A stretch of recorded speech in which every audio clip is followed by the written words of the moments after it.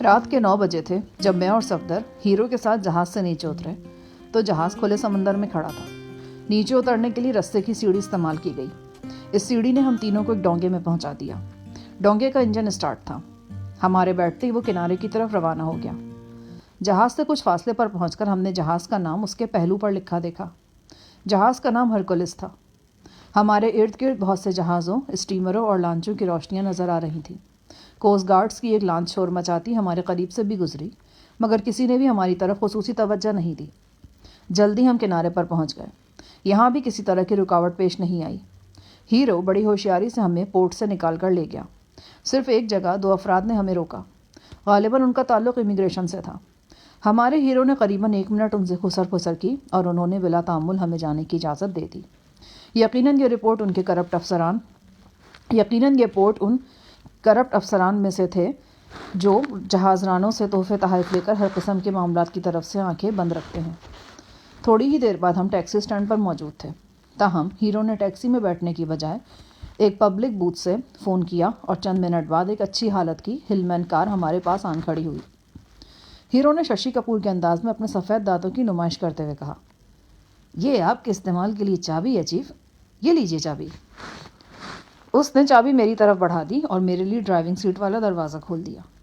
صفدر نے میری طرف دیکھ کر ستائشی انداز میں بھویں اچکائیں۔ میں نے ڈرائیونگ سیٹ سنبھال لی۔ صفدر ساتھ والی نشست پر بیٹھ گیا۔ ہیرو بڑے ایکشن سے جھک کر پچھلی نشست پر وراجمان ہو گیا۔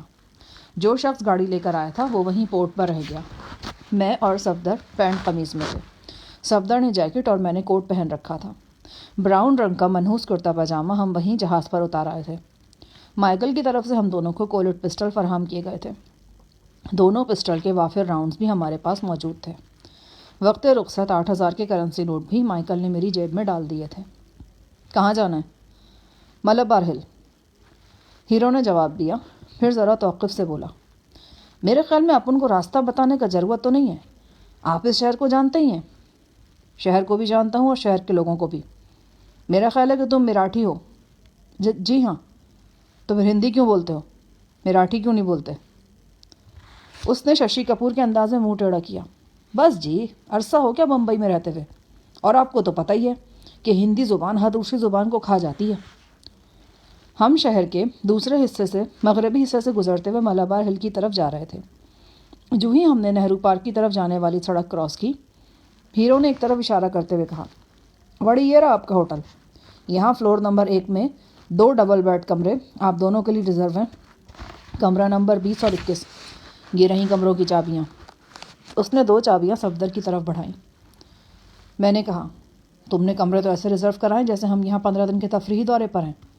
بھائی میرے، ہمیں زیادہ سے زیادہ 2 دن یہاں رکنے کی اجازت ملی ہے، اور اگر کام اس سے پہلے ہو گیا تو پہلے ہی واپس جانا ہوگا۔ اپن نے فی الحال بکنگ بھی 2 دن کا ہی کرایا ہے۔ بھگوان کرے آپ کا کام آج ہی ہو جائے، لیکن اگر کوئی اندھیر سویر ہو گئی تو پھر تو رکنا پڑے گا نا۔ مائیکل صاحب ہر صورت چھوکریوں کو جہاز پر دیکھنا مانگتا ہے۔ تم اتنے وشواس سے کیسے کہہ سکتے ہو کہ چھوکریاں چاپر کی رہائش گاہ پر ہی ہیں؟ اس کی تفصیل میں جانے کا ٹائم نہیں ہے اپن کے پاس، مگر اپن آپ کو پوری گارنٹی دیتا ہے کہ دونوں بلکہ تینوں لڑکیاں اس وقت چاپر کی کوٹھی پر ہیں۔ صفدر نے چاپر کی کوٹھی کا محل وقوع دریافت کیا اور اس سلسلے میں دیگر باتیں ہیرو سے پوچھی۔ معلوم ہوا کہ دشمنداری کے سبب ہیرو کی چاپر کی کوٹھی پر حفاظت کے سخت انتظامات موجود ہیں۔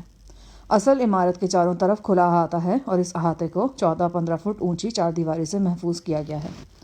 چاپر کے مسلح کارندے ہر وقت 4 دیواری کے اندر اور باہر پہرا دیتے ہیں۔ اس کے علاوہ یہاں پولیس کے مستقل گارڈ کا بھی انتظام ہے۔ چاپر کے بارے میں معلوم ہو کہ آج کل وہ گاڑیاں بدل بدل کر سفر کرتا ہے، اور یہ بھی مشہور ہے کہ وہ ہر وقت بلٹ پروف جیکٹ پہنے ہوتا ہے۔ یہ گفتگو کرتے ہوئے ہیرو کے لہجے میں خفیف سی لرزش آ گئی۔ یہ لرزش اس بات کی گواہ تھی کہ وہ چاپر کی طاقت اور حیثیت سے بری طرح مروب ہے۔ کچھ دیر گاڑی میں خاموشی رہی، پھر ہیرو نے پوچھا، بڑی آپ لوگوں کا پروگرام کیا ہے؟ اپن کا مطلب ہے کہ چاپر صاحب سے ملنا کیسے؟ وہ اپائنٹمنٹ کے بغیر کسی سے نہیں ملتا، اور اگر کسی چال کے ساتھ کوٹھی میں داخل ہونا ہے تو ابھی سے اچھی طرح منصوبہ بندی کر لینی چاہیے۔ تم بے فکر رہو، ہم سیدھے طریقے سے کوٹھی میں داخل ہوں گے اور بغیر کسی اپائنٹمنٹ کے ہوں گے۔ شاید چاپر صاحب سے آپ لوگوں کا دوستی کا رشتہ ہے۔ دوستی کے رشتے سے بھی زیادہ مضبوط رشتہ ہے دشمنی کا رشتہ۔ میں نے مسکراتے ہوئے کہا۔ ہیرو حیرت سے میری طرف دیکھنے لگا۔ بہرحال مزید کوئی سوال پوچھنے کی اسے جرت نہیں ہوئی۔ باقی کا سفر قریباً خاموشی سے ہی طے ہوا۔ ہم مالابار ہل پہنچے اور پھر ہیرو کی ہدایت کے مطابق ایک ماڈرن آبادی میں پہنچ گئے۔ یہاں کوئی کوٹھی بھی 3-4 کنال سے کم کی نہیں تھی۔ غالباً اس آبادی کا شمار بمبئی کی امیر ترین آبادیوں میں ہوتا تھا۔ 5-6 کنال کی ایک شاندار کوٹھی کے سامنے پہنچ کر ہم رکے۔ پرشکو گیٹ پر 2 مسلح چوکیداروں نے ہمیں روکا۔ انہوں نے اوپر نیچے تک جگر پاش نظروں سے ہمارا معائنہ کیا۔ پھر ان میں سے میں نے ذرا تند لہجے میں کہا، جاؤ چاپر سے کہو استاد جہانی تم سے ملنے آیا ہے۔ استاد جہانی؟ کون استاد جہانی؟ تیرا باپ استاد جہانی۔ جا، جو کہا گیا ہے وہ کر۔ چوکیدار، جو شکل سے ہی آکڑ خان لگتا تھا، ایک دم غصے سے سرخ ہو گیا۔ اپنے غصے پر قابو پاتا ہوا اور مجھے گھورتا ہوا وہ اندر چلا گیا۔ اس کی واپسی قریباً 5 منٹ بعد ہوئی۔ اس نے مؤدب لہجے میں کہا کہ ہم اپنا اسلحہ اس کے حوالے کر دیں۔ جب ہم واپس لوٹیں گے تو اسلحہ واپس کر دیا جائے گا۔ میں نے صفدر کو اشارہ کیا اور ہم دونوں نے اپنے ہتھیار چوکیدار کو دے دیے۔ دوسرے چوکیدار نے گیٹ کھول دیا۔ گاڑی پوسٹ میں پہنچی تو وہاں اپنی شاندار کار کے پہلو میں چاپر خود ہمارے استقبال کے لیے موجود تھا۔ وہ پہلے سے کچھ فربہ ہو گیا تھا۔ سرخ و سفید چہرے پر رعونت اور صفاکی کچھ اور بڑھ گئی تھی۔ گلے میں سونے کی چین، ہاتھوں میں نہایت بیش قیمت انگوٹھیاں۔ وہ شکل و صورت سے ہی بگڑا تگڑا خطرناک رئیس زادہ نظر آتا تھا۔ آؤ استاد جہانی، تم نے تو ایک دم حیران کر دیا۔ کیوں؟ میں قطب شمالی میں تو نہیں رہتا، تمہارے پڑوس میں رہتا ہوں۔ کسی بھی وقت ملاقات ہو سکتی ہے۔ تمہاری ملاقات کسی نہ کسی قیامت کا پیش خیمہ ہوتی ہے۔ قیامتیں تو تم خود پالتے ہو چاپر۔ میری طرف سے بہت بدظن لگتے ہو۔ بدظن کا لفظ تو شک کے معنوں میں استعمال ہوتا ہے۔ مجھے یقین ہے کہ جنوبی بھارت کے 50% فتنے شنکر اور اس کے ہونہار شاگرد چاپر کی وجہ سے پیدا ہوتے ہیں۔ میں اسے اپنی تعریف سمجھوں یا بے عزتی؟ بے عزتی کے لیے عزت ہونا شرط ہے۔ دیکھو، تمہاری حیثیت اس وقت تک ایک مہمان کی ہے۔ مجھے اپنے ملازموں کے سامنے بدتمیزی کرنے پر مجبور مت کرو۔ میں یہاں ایک مہمان کی حیثیت سے نہیں آیا، ایک معاملہ طے کرنے آیا ہوں۔ تو کیا یہاں پوسٹ میں کھڑے کھڑے طے کرو گے؟ نہیں، بیٹھیں گے، بڑے آرام سے بیٹھیں گے۔ تو پھر تو مہمان ہی ہوئے نا۔ چلو آؤ۔ وہ مسکرایا۔ کچھ ہی دیر بعد میں اور صفدر چاپر کے ساتھ ایک وسیع نشستگاہ میں بیٹھے تھے۔ ہیرو باہر کے کمرے میں رہ گیا۔ ہمارے سامنے چائے کے لوازمات رکھے تھے، مگر میں نے یا صفدر نے چائے پینے کا رسک نہیں لیا۔ ہم جلد ہی اصل موضوع پر آ گئے۔ چاپر، مجھے معلوم ہے کہ تمہارے پاس 2 اسمگل شدہ لڑکیاں ہیں۔ وہ مکاری سے مسکرایا۔ مجھے معلوم تھا کہ تمہاری آمد کی یہی وجہ ہے۔ شاید اسے ہی چور کی داڑھی میں تنکا کہتے ہیں۔ بہرحال، اب تمہارے کیا ارادے ہیں؟ ان لڑکیوں کا اصل مالک مائیکل نام کا نیگرو ہے اور وہ یہاں بمبئی میں ہی موجود ہے۔ میری معلومات کے مطابق مائیکل کا نمائندہ لڑکیوں کا معاملہ طے کرنے کے لیے 2-3 بار تم سے ملاقات کر چکا ہے۔ چاپر نے اپنی انگلی اٹھائی۔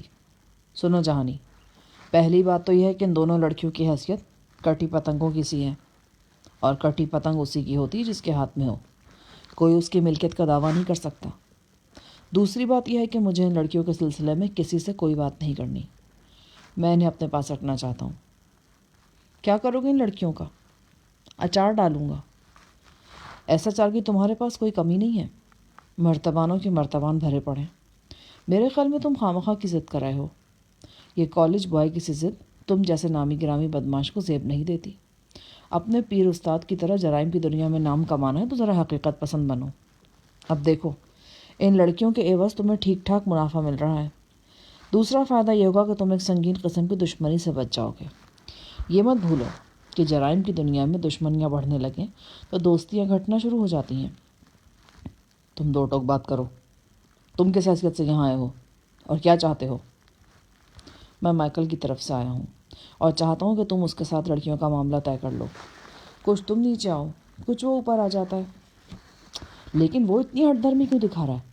وہ ایک بردہ فروش ہے اور اچھی طرح جانتا ہے کہ اس کے مال میں کچھ ویسٹیج بھی چلی جاتی ہے، یعنی طویل سفر کے دوران 2-3% بردے مر بھی جاتے ہیں۔ تو وہ یہ سمجھ لے کہ یہ لڑکیاں بھی مر گئی ہیں۔ یعنی تمہارا فیصلہ ہے کہ وہ لڑکیاں تم نہیں چھوڑو گے؟ ہاں، یہی سمجھ لو۔ لیکن وہ لڑکیاں تمہیں بہر صورت دینی پڑیں گی۔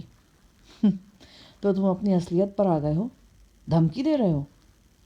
ظاہر ہے کہ جب بات چیت کے راستے بند کر دو گے تم تو زور آزمائی کا راستہ ہی رہ جائے گا نا۔ کتنا مال پکڑا اس کالے سے؟ تمہیں اچھی طرح معلوم ہے کہ مال کی میرے نزدیک کبھی کوئی حیثیت نہیں رہی، مگر جیون کی تو اہمیت ہے۔ اب تو سنا ہے کہ تمہیں بہت بڑی دولت بھی ملنے والی ہے۔ اگر جیون ہوگا تو اس دولت سے فائدہ اٹھاؤ گے نا، ورنہ وہ کس کام آئے گی؟ تمہارا تو کوئی وارث بھی نہیں ہے۔ میں تم سے مکالمے بازی کرنے یہاں نہیں آیا، مجھے وہ لڑکیاں چاہیے، ابھی اور اسی وقت۔ اس نے قیمتی برانڈ کا سگریٹ سلگا کر کرسی کی پشت سے ٹیک لگائی اور بولا، ٹھیک ہے، دے دیتے ہیں لڑکیاں۔ تم بتاؤ کیا خرچ کر سکتے ان کے لیے؟ مجھے تمہاری کمینی فطرت کے بارے میں اچھی طرح معلوم تھا۔ میں جانتا تھا کہ تم صرف قیمت بڑھانے کے لیے ناٹک رچا رہے ہو۔ چلو ایسے ہی صحیح، بولو کیا خرچ کرو گے ان پر؟ بہتر ہے کہ تم اپنے منہ سے ہی پھوٹ دو۔ مہاشے، پہلی بات تو یہ کہ تمہیں وہ دونوں نہیں 3 لڑکیاں خریدنا ہوں گی۔ دوسری بات یہ کہ میرا ٹھیک ٹھاک خرچہ ہوا ان پر۔ 15 لاکھ تو میں نے کیش دیا تھا نائکا کو، جو تحفے تحائف دیے تھے وہ اس کے علاوہ ہیں۔ پھر پولیس درمیان میں کود پڑی تھی، اس کا منہ بھی بڑی مشکل سے بند ہوا تھا۔ بہرحال یہ ساری باتیں تو غیر اہم ہیں۔ سب سے اہم بات یہ ہے کہ میں ان 2 لڑکیوں کو بیچنا نہیں چاہتا۔ اب تم مجھے مجبور کر رہے ہو تو بھی میرے مجبور کیے جانے کی قیمت تو ہوگی نا۔ صفدر نے کہا، پہلے ایک بات کلیئر کر لو، وہ لڑکیاں ہمیں اسی حالت میں چاہیے جس حالت میں لاہور سے گئی تھیں۔ وہ مسکرایا، تم بڑا نازک سوال پوچھ رہے ہو۔ بہرحال مجھے یقین ہے کہ لڑکیاں اسی حالت میں ہیں۔ وہ در بدر بھٹکتی ہوئی یہاں نہیں پہنچی، بلکہ ویسے ہی آئی ہیں جیسے آپ لوگ شوں کر کے یہاں پہنچ گئے۔ لاہور سے انہیں ایک مشہور سپلائر میڈم ڈینی نے پولیس کٹ آؤٹ سے خریدا تھا۔ اس نے انہیں سیدھا انڈیا پہنچایا۔ وہ انہیں دہلی کے بازار حسن میں لے جانا چاہتی تھی، لیکن بیچ میں اس کا ٹاکرا مجھ سے ہو گیا۔ اس طرح لڑکیاں میں نے خرید لیں۔ ابھی تک وہ بالکل سچا مال ہے، کسی نے ہاتھ تک نہیں لگایا انہیں۔ اگر تم چاہتے ہو تو خیر چھوڑو ان باتوں کو، تم بولو کیا مانگتے ہو ان لڑکیوں کا؟ اس نے میری آنکھوں میں جھانکتے ہوئے کہا، سنو جہانی، اگر وہ لڑکیاں تم اپنے ساتھ لے جانا چاہتے ہو تو 70 لاکھ روپیہ کیش یہاں رکھنا ہوگا۔ میں سناٹے میں رہ گیا۔ تمہارا دماغ تو ٹھیک ہے چاپر، تم یہ کیا مانگ رہے ہو؟ اس کا مطلب تو یہ کہ تم وہ لڑکیاں چھوڑنا نہیں چاہتے۔ تم اتنے بولے نہیں ہو شاہ جہان، تمہیں اچھی طرح معلوم ہے کہ منزل پر پہنچ کر لڑکیوں کی قیمت کیا ہوگی۔ وہ حرام زادہ نیگروں نے یورپ یا امریکہ کے کسی شوقین کے سامنے پھینک بھی دے گا نا تو 8-10 لاکھ ڈالر اٹھا لے گا۔ اس کالے دھندے پر تھوڑی بہت نگاہ تو ہماری بھی ہے۔ ہمیں جانکاری ہے کہ کھلی مارکیٹ میں کس مال کا کیا بھاؤ جا رہا ہے۔ پچھلے مہینے اٹلی میں جو مقابلہ حسن ہوا تھا، اس میں اسی رنگ و روپ کی ایک لڑکی کی بولی 3,80,000 ڈالر تک پہنچی تھی۔ میں جانتا تھا کہ چاپر ایک پہلے درجے کا مکار اور جھوٹا شخص ہے، وہ آسانی سے قابو میں نہیں آنے والا تھا۔ اس نے اتنی قیمت بتا دی تھی کہ مائیکل لڑکیاں خرید ہی نہ سکے، اور اگر خریدے تو اسے دانتوں تلے پسینہ آ جائے۔ میں نے اندازہ لگایا کہ وہ لڑکیاں از خود بیچنے کے چکر میں ہیں۔ اس جیسے کائیں شخص کے لیے بالکل مشکل نہیں تھا کہ وہ لڑکیوں کو بہترین جگہ پر لے جا کر بہترین قیمت پر بیچ سکتا۔ یہ بھی ہو سکتا تھا کہ شنکر نے اسے ایسا کرنے کا مشورہ دیا ہو۔ میں نے چاپر سے شنکر کے بارے میں پوچھا۔ اس نے گول مول انداز میں جواب دیا اور بتایا کہ وہ اس وقت انڈیا میں نہیں ہے۔ اگر یہ سچ تھا تو پھر بہتر ہی یہی تھا کہ شنکر سے ٹاکرے کا اندیشہ نہیں تھا۔ اس معاملے میں ہمارے اور چاپر کے درمیان آدھا پون گھنٹہ گفتگو ہوئی۔ چاپر کا اندیہ یہی تھا کہ وہ اپنی طلب شدہ رقم میں سے قیمت سے زیادہ 4-5 لاکھ روپے کی کمی قبول کرے گا۔ رات قریباً 11 بجے ہم چاپر سے کہہ کر رخصت ہو گئے کہ ہم اس سلسلے میں اصل خریدار مائیکل سے مشورہ کریں گے۔ تاہم رخصت ہونے سے پہلے میں نے چاپر سے کہا کہ ہم لڑکیوں کو دیکھنا چاہتے ہیں۔ معمولی تذبذب کے بعد چاپر آمادہ ہو گیا۔ اس کے حکم پر 3 لڑکیوں کو کسی عقبی کمرے سے نکال کر ڈرائنگ روم میں لایا گیا۔ وہ بالکل بھیڑ بکریوں کی طرح چاپر کے گارڈز کے اشاروں پر چل رہی تھیں۔ اشارے پر رکتی تھیں، بیٹھتی تھیں اور اٹھتی تھیں۔ رجب سے برآمد ہونے والی دونوں لڑکیوں کے چہرے پر مجھے دیکھ کر شناسائی کے تاثرات ابھرے۔ اس سے پہلے وہ مجھے لاہور میں رجب کی رہائش گاہ پر مل چکی تھیں۔ میں نے انہیں حتی المقدور حوصلہ دیا اور ان کا خوف دور کرنے کی کوشش کی۔ شاید اسی اچھے سلوک کی وجہ سے وہ مجھے اب بھی دیکھ رہی تھیں۔ مجھے ان کی آنکھوں میں امید کی ایک موہوم کرن سی پھوٹتی محسوس ہوئی۔ میں لڑکیوں سے ان کا حال چال پوچھنا چاہتا تھا، مگر چاپڑ نے پہلی شرط ہی یہ رکھی تھی کہ ہم لڑکیوں سے کوئی بات نہیں کریں گے۔ تیسری لڑکی بھی کافی خوبصورت تھی، بلکہ کافی سے زیادہ خوبصورت تھی۔ حالانکہ اس کا لباس بھی باقی لڑکیوں جیسا تھا، لیکن نہ جانے کیوں اسے دیکھ کر مجھے محسوس ہوا کہ وہ کسی غریب گھرانے سے تعلق رکھتی ہے۔ اس کی آنکھیں رو رو کر سوجی ہوئی تھیں اور چہرے پر غم کے گہرے سائے تھے۔ وہ ہمارے سامنے کسی معصوم جانور کی طرح سر جھکائے کھڑی تھی۔ اس کا یہ انداز دیکھ کر دل کٹ سا گیا۔ اس کے چہرے اور گردن پر سرخ داغ تھے، جن سے اندازہ ہوتا تھا کہ اس سے دست درازی بھی کی جاتی رہی ہے۔ چاپر کے اشارے پر تینوں لڑکیوں کو واپس بھیج دیا گیا۔ ہم بھی اٹھ کر باہر آ گئے۔ یہاں ہمارا گائیڈ ہیرو ششی کپور کے فلمی انداز میں ٹہل ٹہل کر ہمارا انتظار کر رہا تھا۔ ہم پوسٹ میں پہنچے۔ یہاں چاپر کے گارڈز نے ہمارے پستول ہمیں واپس کر دیے۔ ہلمن گاڑی میں بیٹھ کر ہم بسوجیت چاپر کی شاندار کوٹھی سے باہر نکل آئے۔ کچھ دیر میں نے یوں ہی مالابار کی سڑکوں پر ادھر ادھر گاڑی گھمائی۔ جب یقین ہو گیا کہ ہمارا تعاقب نہیں کیا جا رہا تو میں نے اسی ہوٹل کی طرف رخ کر لیا جس کے بارے میں ہیرو نے بتایا تھا کہ وہاں ہمارے لیے کمرے بک ہیں۔ 10-15 منٹ بعد ہم ہوٹل ڈان کے ایک آرام دہ کمرے میں بیٹھے تھے اور سگریٹ پر سگریٹ پھونک رہے تھے۔ میری طرح صفدر کے چہرے پر بھی سوچ کی گہری پرچھائیاں تھیں۔ یعنی آپ کا خیال ہے کہ مائیکل سے رابطہ کرنا بیکار ہے؟ ہاں، اس کا کوئی فائدہ نہیں۔ چاپڑ نے جو رقم مانگی ہے وہ کسی طور بھی مائیکل کو قبول نہیں ہوگی، بلکہ وہ شاید اس کا چوتھائی حصہ دینے پر بھی تیار نہیں ہوگا۔ اس کا مطلب ہے کہ سودا طے نہیں ہو سکتا؟ ناممکن ہے۔ چاپڑ نے ڈیمانڈ ہی اتنی اس لیے کی ہے کہ سودا طے نہ ہو سکے۔ پھر اب کیا کرنا پڑے گا؟ کچھ سوچنا پڑے گا۔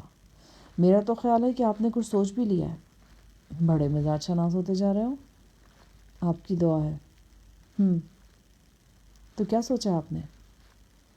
میری معلومات کے مطابق چاپر کی ایک محبوبہ ہے۔ چاپڑ نے خفیہ شادی کر رکھی ہے اس سے۔ وہ چاپر کے ایک بچے کی ماں بھی ہے۔ بہت کم لوگوں کو اس لڑکی کے بارے میں معلوم ہے۔ وہ ایک زبردست گلوکارہ تھی۔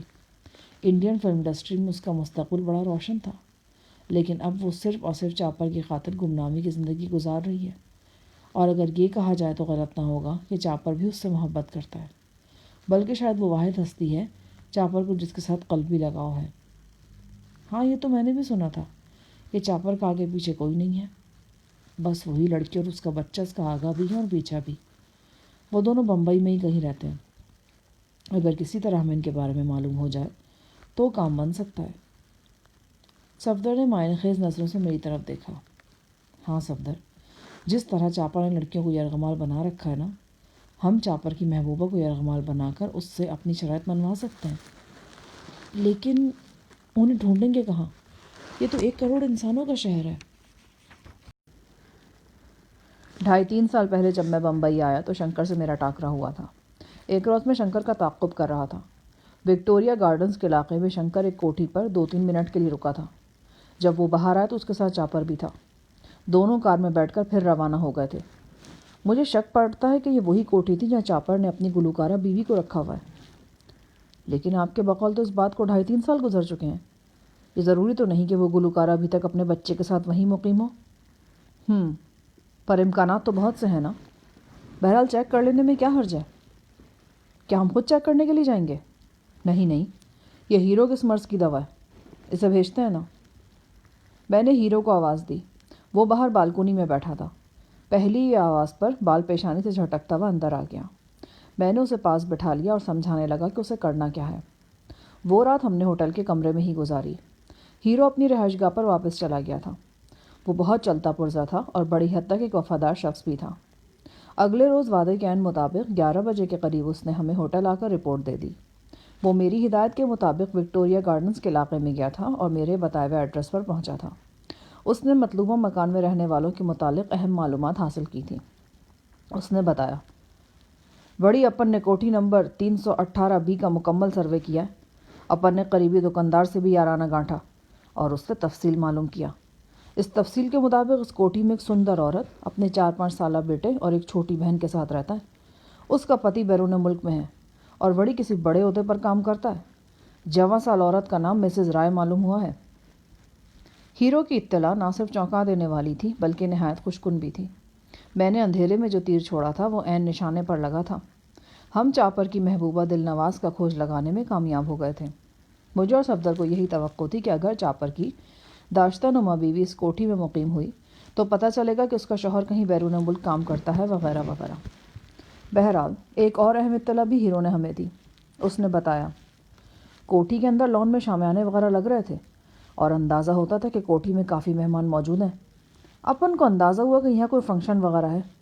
اپن نے دکاندار سے پوچھا تو اس نے بتایا کہ جو عورت یہاں رہتی ہے نا اس کی چھوٹی بہن کی شادی ہے، رات کو بھی کافی بڑا فشکن ہونے والا ہے۔ فنکشن کا ٹائم کیا ہے یہ تو اپن کو ٹھیک سے جانکاری نہیں، لیکن خیال ہے کہ رات 9-10 بجے کے بعد ہی ہوگا۔ ہیرو پھر وہاں جاؤ، ساری بات ٹھیک ٹھیک معلوم کر کے آؤ۔ فنکشن کتنے بجے شروع ہوگا، کب ختم ہوگا، بارات کہاں سے آئے گی اور کب آئے گی وغیرہ وغیرہ۔ ہیرو فوراً اٹینشن ہو گیا اور بڑے خاص انداز سے سلیوٹ کر کے باہر نکل گیا۔ اس مرتبہ وہ شام کے وقت واپس آیا۔ معلومات کے حوالے سے وہ ہماری توقعات پر پورا اترا تھا۔ اس نے بتایا کہ بارات نہرو پارک کے علاقے سے آئے گی۔ قریباً 10 بجے رات کو فنکشن شروع ہوگا اور صبح 4-5 بجے تک جاری رہے گا۔ کوٹھی کے وسیع لان میں قریباً 400 مہمانوں کے کھانے کا انتظام کیا جا رہا ہے۔ اس نے خاص بات یہ بتائی کہ شادی کے فوراً بعد یعنی کل دوپہر دولہا دلہن ہنی مون کے لیے سنگاپور روانہ ہو جائیں گے۔ مسز رائے اور ان کا بچہ بھی نوبیاتا جوڑے کے ساتھ جائیں گے۔ یہ آخری اطلاع ہمارے لیے ذرا پریشان کن تھی۔ اس کا مطلب تھا کہ ہمیں جو بھی کرنا ہے آج رات ہی کرنا ہے۔ کل مسز رائے نے اپنے بچے کے ساتھ اڑنچھو ہو جانا تھا۔ اس نئی اطلاع کی روشنی میں آج رات کی اہمیت اور بھی بڑھ گئی۔ صفدر، میں اور ہیرو 1.5-2 گھنٹے سر جوڑے بیٹھے رہے اور ہم نے ایک مکمل لائحہ عمل تیار کر لیا۔ اس لائحہ عمل کے مطابق ہمیں باراتیوں میں شامل ہو کر اس فنکشن میں شرکت کرنا تھی۔ ہیرو کو بھی ہمارے ساتھ ہی رہنا تھا۔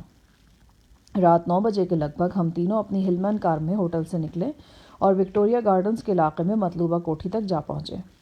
رہائشی علاقے میں گھری ہوئی وہ کوٹھی روشنیوں سے بقائے نور بنی ہوئی تھی۔ کوٹھی سے باہر چھوٹی بڑی گاڑیوں کی طویل قطار نظر آ رہی تھی۔ رنگین ساڑیوں کے آنچل لہرا رہے تھے اور نقرئی قہقہے سرد ماحول کو گرما رہے تھے۔ بارات ابھی نہیں پہنچی تھی۔ ہم نے اپنی کار کو کوٹھی سے کچھ فاصلے پر پارک کیا اور خاموشی سے انتظار کرنے لگے۔ آخر بارات کا شور سنائی دیا۔ مقامی رواج کے مطابق بارات ایک شاندار بگھی کے ساتھ آ رہی تھی۔ آتش بازی کا مظاہرہ ہو رہا تھا اور باجے گاجے کے شور سے کان پڑی آواز سنائی نہیں دے رہی تھی۔ بگھی کے پیچھے پیدل باراتی تھے اور ان کے پیچھے کاروں کی طویل قطار تھی۔ ہم تینوں بھی بارات میں شامل ہو گئے اور بآسانی کوٹھی کے اندر پہنچ گئے۔ ایسے موقع پر کسی آؤٹ سائڈر کا پہچانے جانا آسان نہیں ہوتا، اور جہاں جتنا جوش و خروش زیادہ ہوتا ہے بے خبری اتنی ہی بڑھ جاتی ہے۔ بمبئی کے پوش علاقے میں یہ ماڈرن لوگوں کی ایک رنگین محفل تھی۔ لان کے ایک گوشے میں شاندار سنگھاسن بھی بنایا گیا تھا۔ یہاں دولہا اور اس کے دوست براجمان ہو گئے۔ سرد اور گرم مشروبات مہمانوں کے درمیان گردش کرنے لگے۔ میں، صفدر اور ہیرو خود کو مصروف رکھنے کے لیے مسلسل باتیں کرتے چلے جا رہے تھے۔ مجھے یقین تھا کہ بسواجیت یا اس کا کوئی قریبی ساتھی اس فنکشن میں شریک نہیں ہوگا۔ اس نے اپنی محبوبہ اور بیٹے کو زمانے کی نظروں سے چھپا رکھا تھا۔ اگر وہ یہاں آتا بھی ہوگا تو رات کے اندھیرے میں چوری چھپے آتا ہوگا اور چوری چھپے چلا جاتا ہوگا۔ سرے عام اپنی سالی کی شادی میں شریک ہو کر وہ برسوں پرانے اس راز کو خطرے سے دوچار کیسے کر سکتا تھا؟ اس قسم کے راز پالنے والے لوگوں کو اس طرح کی قربانیاں تو دینا ہی پڑتی ہیں۔ نہ جانے اس سے پہلے بھی اس کوٹھی میں کتنے فنکشن چاپر کے بغیر ہو چکے تھے اور آئندہ بھی ہونا تھے۔ میں اور صفدر 3 پیس سوٹ میں تھے جبکہ ہیرو کلف دار کرتے پیجامے اور واسکٹ میں تھا۔ وہ بال بھی اپنے پسندیدہ ہیرو کے انداز میں بناتا تھا اور کوشش کرتا تھا کہ کپڑے بھی ویسے ہی پہنے۔ اسے دور سے دیکھنے والا یقیناً ایک بار چونکتا ضرور ہوگا۔ اس محفل میں رقص و سرور کا انتظام بھی تھا۔ موسیقی کی تانیں فضا میں بکھر رہی تھیں، جسم تھرک رہے تھے، قہقہے بکھر رہے تھے اور نگاہوں کا تصادم ہو رہا تھا۔ ہمارے دائیں جانب لڑکیوں کا گروپ تھا۔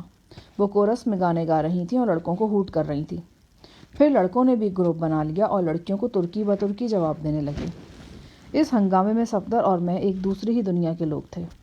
خوش باش لوگوں کی اس رنگین محفل میں ہم تھوڑی دیر کے لیے اترے تھے، پھر ہمیں اپنی نامعلوم منزل کی طرف روانہ ہو جانا تھا۔ کتنا فرق تھا ہم میں اور ہمارے ارد گرد ناچتے گاتے لوگوں میں۔ آرکیسٹرا نے اپنی دھن بدلی تو ڈانسنگ فلور پر جوڑے پاؤں تھرکانے لگے۔ پتلون قمیض والی ایک نہایت ماڈرن پارسی لڑکی نے صفدر کو رقص کی پیشکش کی، مگر صفدر نے شکریہ کے ساتھ انکار کر دیا۔ بے شک بسواجیت یا اس کا کوئی کارندہ اس محفل میں نظر نہیں آیا تھا۔ मगर फिर भी हमारे पहचाने जाने का चांस मौजूद था। मुमकिन था कि चापर या शंकर का कोई ऐसा साथी यहाँ मौजूद हो जिसे हम ना जानते हों, लेकिन वो हमें जानता हो। या फिर ये भी हो सकता था कि कोई अजनबी ही हमें पहचान लेता। दफीने के हंगामे के हवाले से हमारी तस्वीरें इंडियन अखबारात में छपती रही थीं, और पुलिस के दिल में तो वैसे भी हमारे लिए बड़ी अकीदत व मोहब्बत पाई जाती थी। रात 11 बजे के लगभग अग्नि के गिर्द फेरे हुए और फिर पुरतकल्लुफ़ भोजन चुन दिया गया। भोजन के दौरान में ही मैंने मिसेस राय यानी चापर की हसीन दाश्ता को पहचान लिया था। उसकी शक्ल दुल्हन से इतनी मिलती थी कि किसी तस्दीक की ज़रूरत ही नहीं थी। फिर भी एहतियातन हीरो ने अपने तौर पर तस्दीक कर ली कि यही दुल्हन की बड़ी बहन मिसेस राय हैं। हमें मिसेस राय को अगवा करना था, और मजबूरी ये थी कि इसी भरी पूरी महफिल से अगवा करना था, क्योंकि कल सुबह वो अपनी बहन और बहनोई के साथ सिंगापुर उड़नछू हो रही थी। खाने के बाद दुल्हन को भी दूल्हा के साथ लाकर बिठा दिया गया और रिवायती रस्में शुरू हो गईं। इस मौके पर सब मेहमान आपस में घुल मिल गए। खुशगप्पियों और चुटकुलों का सिलसिला शुरू हो गया। मेरी और हीरो की घड़ी आपस में मिली हुई थी। दोनों में एक सेकंड का भी फ़र्क नहीं था। मैंने हीरो को इशारा किया और वो उठकर कोठी के गैराज की तरफ रवाना हो गया। मैं और सफदर टहलते हुए स्टेज के करीब चले गए। मेरी निगाह मिसेस राय पर थी। वो बार बार अपनी जरनिगार साड़ी का आंचल संभालती हुई बम्बई की मोअज़्ज़ज़ ख़वातीन से गुफ्तगू में मसरूफ़ थी। मैं इसके करीब जाकर खड़ा हो गया। हेलो मिसेस राय, कैसी हैं आप? वो मुझे पहचानने की नाकाम कोशिश करते हुए बोली, बिल्कुल ठीक ठाक। और आप कैसे हैं? फ़ाइन, सब कुछ खुशूसलूबी से हो रहा है। आपको मुबारक हो। और आपको भी। आप अकेले ही आए हैं? नहीं, आपकी बहन भी साथ हैं। ओहो, मैंने देखा ही नहीं। कहाँ है वो? जाहिर है वो ये सारी गुफ्तगू मुझे पहचाने बगैर कर रही थी, और इस कोशिश में थी कि गुफ्तगू के दौरान में ही उसे मेरा हुदूद अरबा याद आ जाए और वो खजालत से बच जाए। मैं उसे इस परेशानी से निकालने के लिए बिल्कुल तैयार था। मैंने रिस्ट वॉच पर निगाह डाली। घड़ी की सुइयाँ मतलूबा मकाम पर पहुंच चुकी थीं। एकदम तारीकी छा गई। इसके साथ बहुत सी सुरीली चीखें बुलंद हुईं। मैंने मिसेस राय के मुंह पर हाथ रखा और सुराहीदार गर्दन को अपने दाएं बाजू में जकड़ लिया। वो मेरी गिरफ्त में बुरी तरह मचली, लेकिन आवाज़ न निकाल सकी। मैंने गर्दन पर मखसूस दबाव डाला और उसके हवास मुअत्तल कर दिए। उसका खुशबूदार गुदास बदन किसी बेजान शय की तरह मेरे बाजुओं में झूल गया। मैंने उसे कंधे पर लादा और लोगों के दरमियान से गैराज की तरफ बढ़ा। ये सब कुछ 3-4 सेकंड के अंदर हो गया। अभी लोग सिर्फ शोर मचा रहे थे। किसी ने लाइटर या माचिस वगैरह नहीं जलाई थी। पूरी कोठी गहरी तारीकी में डूब चुकी थी, और ये काम हीरो ने कोठी का मेन स्विच ऑफ करके और प्लग निकाल कर किया था। प्लानिंग के मुताबिक हीरो हिलमैन कार को मेन गेट के बिल्कुल पास ले आया था और उसका रुख उसने सड़क की तरफ ही रखा था। चाबी भी इग्निशन में मौजूद थी। जिस वक्त मैंने मिसेस राय को अपनी गाड़ी में डाला, सफदर ने ड्राइविंग सीट संभाल ली। एक तरफ से हीरो बरामद हुआ और फुर्ती से सफदर के साथ वाली नशिस्त पर बैठ गया। उस वक्त तक लॉन में माचिसें वगैरह रोशन हो गई थीं। एक आध टॉर्च की रोशनी भी गर्दिश कर रही थी। कई किस्म की आवाज़ें बुलंद हो रही थीं। मेहमान ऊंची आवाज़ में बिजली फेल होने पर तबसरा कर रहे थे, लेकिन बिजली इतनी जल्दी आने वाली नहीं थी, क्योंकि सफ़ेद रंग के 3 बड़े बड़े प्लग हीरो ने अपने सामने गाड़ी के डैशबोर्ड पर रखे हुए थे। Mission complete? सफदर ने पूछा। यस, कंप्लीट, मैंने जवाब दिया। उसने गियर लगाया और गाड़ी एक झटके से आगे बढ़ी। मेन गेट पर मौजूद एक मुसल्ला चौकीदार हमसे 15-20 कदम के फासले पर मौजूद था, मगर उसे भी कानो कान खबर नहीं हुई कि हुआ क्या है, और चौकीदार पर ही क्या मौकूफ़। हम 400-450 मेहमानों के दरमियान से मिसेस राय को मक्खन के बाल की तरह निकाल कर ले आए थे। प्रोग्राम के मुताबिक हम अपने शिकार को सीधा पारसी टावर्स के अक़ब में वाक़ एक मुतवस्त आबादी में ले गए। हमारे हीरो का घर इसी आबादी में वाक़ था। ये 10 मरले की मकान नुमा कोठी थी। बीवी बच्चे बालाई मंजिल पर रहते थे। निचली मंजिल हीरो ने अपनी जायज़ नाजायज़ सरगर्मियों के लिए मखसूस कर रखी थी। यहाँ हमें हर सहूलत मैसर आ सकती थी, और सबसे बड़ी सहूलत टेलीफोन की थी। हम गाड़ी को घर के गैराज में ले आए। गैराज में बेहोश मिसेस राय, या जो भी उसका नाम था, उसको निकाला और ड्राइंग रूम में पहुंचा दिया। थोड़ी देर बाद वो होश में आ गई और फटी फटी नज़रों से गिरदो पेश को देखने लगी। वो अभी थोड़ी देर पहले चांद सितारों से सजी हुई एक रंगीन महफिल में थी, और अब एक नीम रोशन कमरे में पड़ी थी। अपने इर्द गिर्द बोसीदा फर्नीचर को देख रही थी। उसने घबरा कर आंखें बंद कर ली, फिर खोली, फिर ज़ोर से चीखना चाहा, मगर इस चीखो पुकार का इंतज़ाम सफदर पहले ही कर चुका था। उसने एक मेज़पोश का गोला बनाकर मिसेस राय के मुंह में घुसेड़ दिया था और ऊपर से कसकर पट्टी बांध दी थी। ایسے ہی ایک دوسری پٹی سے مسز رائے کے دونوں پاؤں بھی باندھ دیے گئے۔ وہ خوب سجی سوری ہوئی تھی۔ 1.5-2 لاکھ کے تو زیورات ہی اس کے جسم پر سجے تھے۔ اس کی عمر 24-25 کے درمیان رہی ہوگی۔ میں نے اسے سمجھایا کہ وہ یہاں پوری طرح محفوظ اور سلامتی سے رہے گی، شرط یہی ہے کہ وہ ہماری ہدایات پر بلا چوچرا عمل کرے۔ میں نے کہا، یہ بات بھی دل سے نکال دینا کہ یہاں کوئی تمہاری مدد کو پہنچ سکے گا۔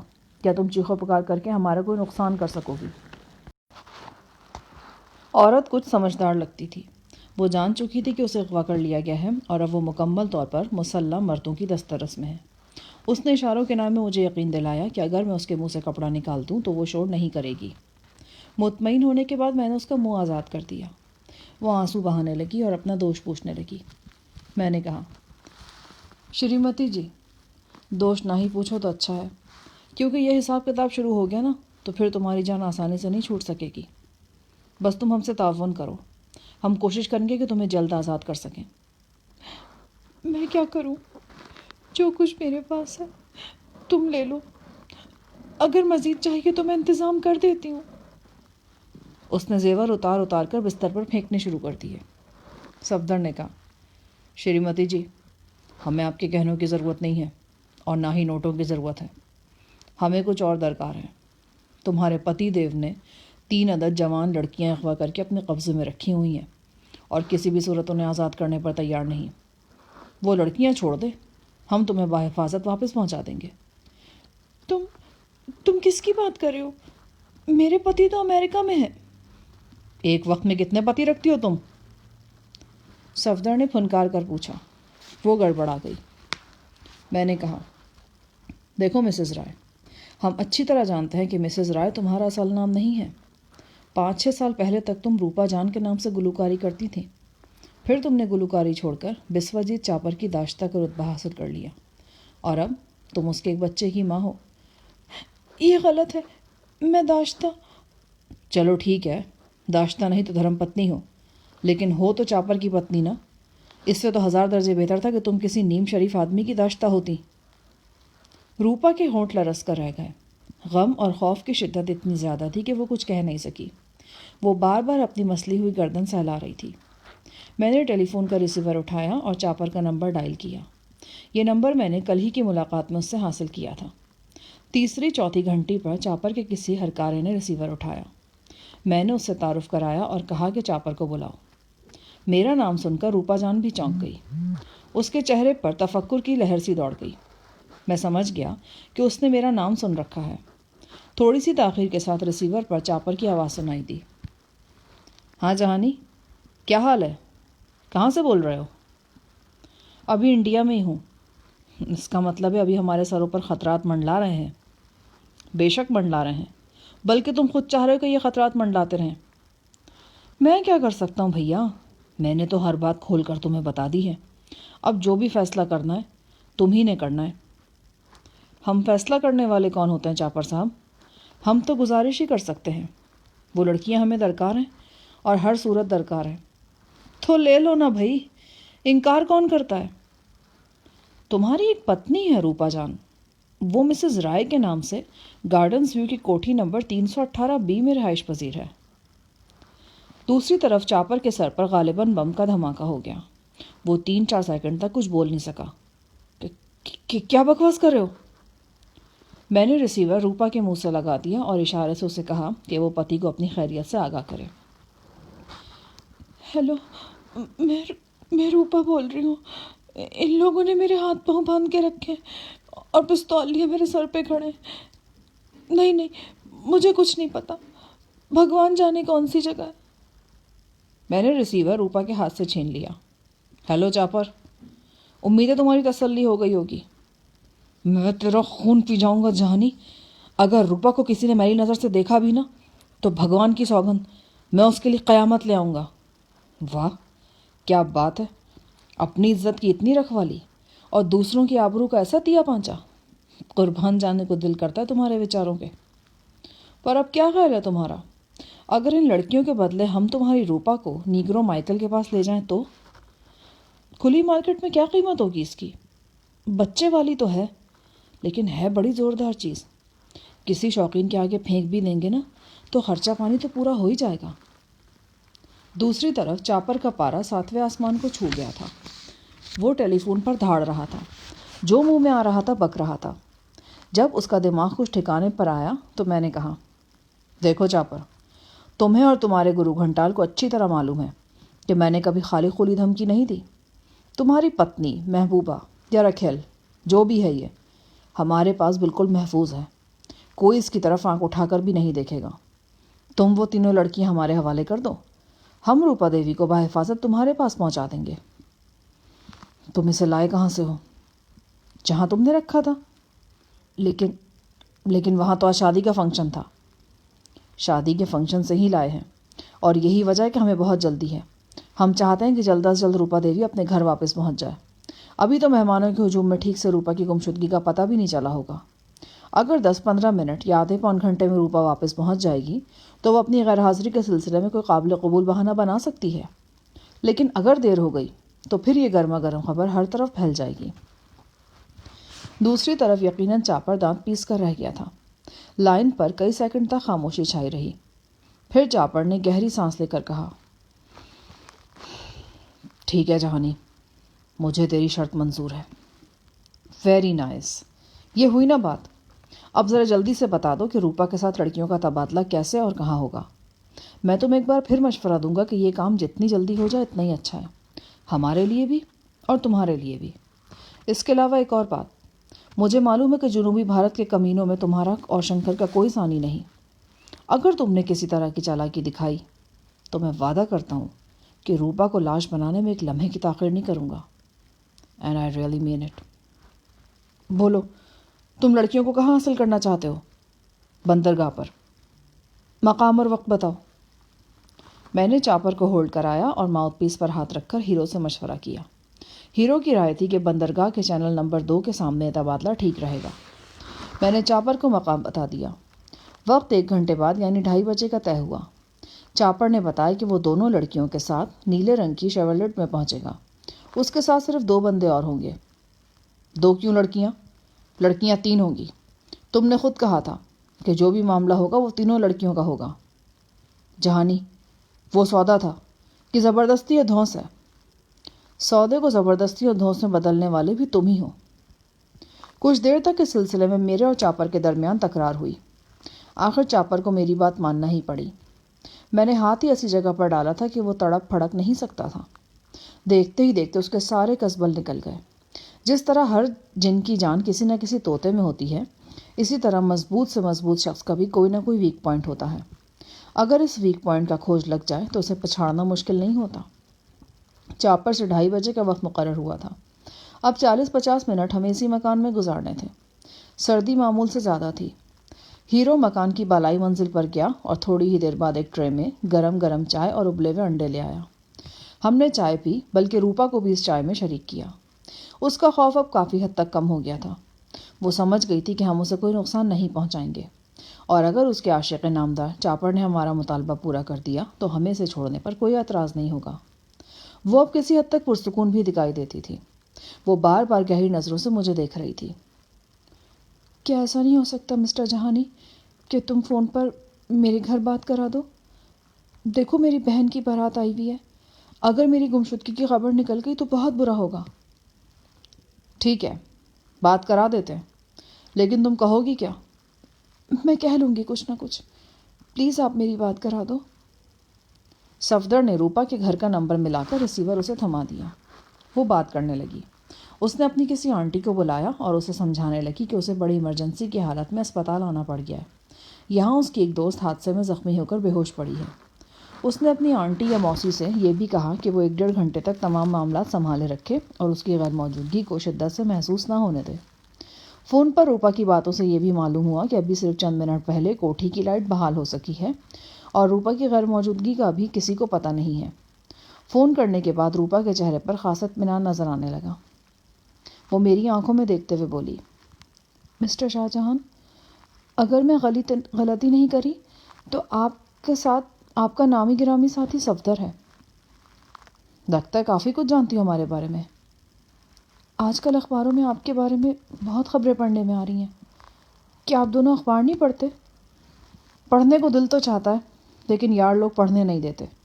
کہتے ہیں اس سے اخلاق خراب ہوتا ہے، جواب صفدر نے دیا۔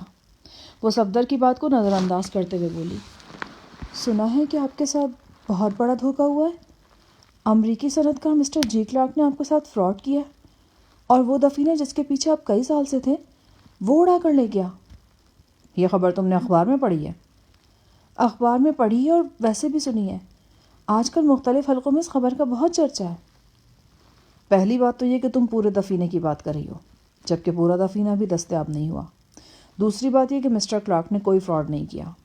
بے شک وہ امریکن ہیں، لیکن تمہارے عاشق چاپر اور اس کے استاد شنکر جیسے بہت سے مشرقی لوگوں سے بہتر ہیں۔ مگر اخبار میں تو لکھا ہے کہ وہ کہیں روپوش ہو گیا ہے۔ اخبار کل کلا تمہیں دلیپ کمار کی بیوی لکھ دیں گے تو مان لو گی کیا؟ آپ تو خواہ بگڑ رہے ہیں۔ میں تو وہی کچھ بتا رہی ہوں جو کہا اور سنا جا رہا ہے۔ آپ کے اپنے ساتھیوں کے بیانات آ رہے ہیں جنہوں نے آپ پر الزام لگایا ہے کہ آپ نے سب کو اندھیرے میں رکھ کر دفینے کا سامان امریکی صنعت کار کو سونپ دیا اور وہ اڑن چھو ہو گیا۔ اوہو، تم غالباً مشتبہ کور کی بات کر رہی ہو۔ وہ کبھی میرا ساتھی نہیں تھا۔ لیکن وہ آپ کے ساتھ ایک عرصے دفینے کی تلاش میں شامل رہا ہے۔ وہ اندر کی ساری باتیں جانتا ہے۔ وقت آنے پر سب معلوم ہو جائے گا۔ آپ لوگوں کو اس فکر میں دبلا ہونے کی ضرورت نہیں ہے۔ میں اس موضوع کو ختم کرنا چاہتا تھا، لیکن صفدر نے پھر مشتبہ کور کے بیانات کی بات چھیڑ دی۔ یوں لگتا تھا کہ کبھی کبھی مسٹر کلارک پر اس کا اعتماد بھی ڈانڈول ہو جاتا ہے۔ قریباً پون گھنٹے بعد ہم نے دوبارہ چاپر سے فون پر رابطہ کیا۔ اس کی ہجانی آواز سنائی دی، بس میں لڑکیوں کو لے کر روانہ ہو رہا ہوں، تم بھی چل پڑو۔ ایک بار پھر وارننگ دیتا ہوں تمہیں، روپا کو کوئی تکلیف نہیں پہنچنی چاہیے۔ بے فکر رہو، وہ بہت انجوائے کر رہی ہے اپنے اغوا کو۔ اسے تو افسوس ہے کہ وہ اس سے پہلے اغوا کیوں نہیں ہوئی۔ مسخری مت کرو شاہ جہان، میں نے تمہاری تمام شرطیں مانی ہیں، اب کوئی گڑبڑ نہیں ہونی چاہیے۔ نہیں ہوگی چندا، کوئی گڑبڑ نہیں ہوگی۔ اگر تمہاری نیت میں فطور نہیں تو سب معاملہ ٹھیک ٹھاک ہو جائے گا۔ ابھی کچھ ہی دیر بعد تمہاری شہزادی اپنی بہن کی شادی میں واپس پہنچ جائے گی۔ ٹھیک ہے، میں لڑکیوں کو لے کر گاڑی میں بیٹھ رہا ہوں۔ فون بند کرتے ہی میں نے روپا سے کہا، چلو شریمتی جی، تمہیں تمہارے چاہنے والے کے پاس لے چلیں۔ صفدر نے اس کے پاؤں کھول دیے۔ تھوڑی ہی دیر بعد ہم ہلمین میں بیٹھ کر بندرگاہ کی طرف جا رہے تھے۔ اب رات کے 2:15 بج چکے تھے۔ بمبئی دن رات جاگنے والا شہر ہے، مگر رات کے اس پہر یہاں بھی سڑکیں خالی خالی نظر آ رہی تھیں۔ میں ڈرائیونگ کر رہا تھا۔ ہیرو میرے پہلو میں بیٹھا تھا اور کسی گائیڈ کے سے انداز میں بتاتا جا رہا تھا کہ ہم کہاں سے گزر رہے ہیں اور ہمارے ارد گرد کون سی مشہور عمارات واقع ہیں۔ میں محسوس کر رہا تھا کہ میری معلومات اس سے کہیں زیادہ ہی تھیں، تاہم اس کا دل رکھنے کے لیے میں نہ صرف خاموش تھا بلکہ گاہے گاہے اس کی معلومات پر گہری دلچسپی کا اظہار بھی کرتا تھا۔ صفدر اور روپا پچھلی نشست پر بیٹھے تھے۔ صفدر نے بڑی ملائمت اور شائستگی کے ساتھ پسٹل کی نال روپا کی پسلیوں سے لگا رکھی تھی۔ روپا مشکل میں تھی، اس کے باوجود مجھ میں اور صفدر میں گہری دلچسپی لے رہی تھی، جیسے ہم کوئی مشہور و معروف اداکار ہوں اور اتفاقاً ایک عادی فلم بین سے ہماری ملاقات ہو گئی ہو۔ اس نے صفدر کے ساتھ پھر وہی دفینے والا موضوع چھیڑ رکھا تھا۔ میں آپ دونوں سے شمع چاہتی ہوں، لیکن میری سمجھ میں یہ بات نہیں آتی کہ آپ جیسے جہاندیدہ لوگوں نے غیر ملکی پر اتنا اعتماد کیوں کر لیا؟ ایسے سوالوں کا جواب دیا نہیں جا سکتا، صرف محسوس کیا جا سکتا ہے۔ تو مجھے بھی محسوس کرا دے، صفدر نے کہا۔ فی الحال تم صرف یہ محسوس کرو کہ تم مشکل میں ہو، اور اپنے بھگوان سے پرارتھنا کرو کہ تمہارا عاشق یا پتی دیو، وہ جو بھی ہے، چالاکی دکھانے کی کوشش نہ کرے اور تمہارا سندر شریر گولیوں کے سوراخوں سے محفوظ رہے۔ کچھ ہی دیر بعد ہم بندرگاہ کے علاقے میں داخل ہو گئے۔ مہاراشٹر کی یہ بندرگاہ اپنی وسعت اور اہمیت کے لحاظ سے اپنی مثال آپ ہے۔ یہاں 24 گھنٹے رونق رہتی ہے۔ کنارے پر لگی ہوئی بڑی بڑی فیریوں، لانچوں اور کشتیوں کے قریب سے ہوتے ہوئے ہم چینل نمبر 2 کے قریب پہنچ گئے۔ یہاں قدرے خاموشی تھی۔ شپ یارڈ کے عقب میں ایک وسیع احاطہ تھا۔ ارد گرد کاٹن کے گودام تھے اور تاروں کی روشنی میں پام کے بلند و بالا درخت آخر شب کی ساحلی ہوا میں ہولے ہولے جھوم رہے تھے۔ کنارہ ہماری دائیں جانب تھا اور یہاں وہ ڈونگا موجود تھا جو ہمیں مال بردار جہاز ہرکولس سے ساحل پر لے کر آیا تھا۔ حسب توقع احاطے میں چاپر کی نیلی شیورلیٹ موجود تھی۔ اس نے ہیڈ لائٹس 2 بار آن کر کے بجھا دی۔ ہم اپنی کار شیورلیٹ کے بالکل قریب لے گئے۔ شیورلیٹ کی اندرونی بتی روشن ہوئی۔ اندر تینوں لڑکیوں کی موجودگی کا پتہ چل رہا تھا۔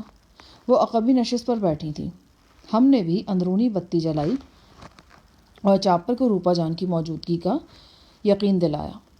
چند لمحے بعد شیورلیٹ کے دروازے کھلے، پہلے چاپر اور اس کا ساتھی باہر نکلے، پھر تینوں لڑکیاں برآمد ہوئیں۔